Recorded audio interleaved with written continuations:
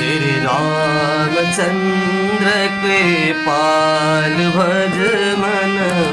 हरण भव भयदारुणम् नवकंज लोचन कंज मुख कर कंज पद कंजारुणम् कंदर्प अगणिता अमित छविनव नील नीरद सुंदरम पटपीत मानहु तनि तरुते सुचे नौमि जनक सुता परम भजुदीन बंधु दिनेश दानव दैत्य वंश निकंदनम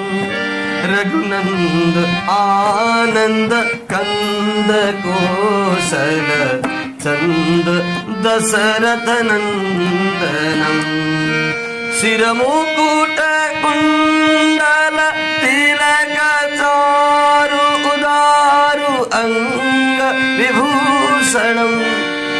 आजानुभुज सरचाप धर संग्राम जित खर दूषणम इति वदति तुलसीदास शंकर शेष मुनि मनरंजनम।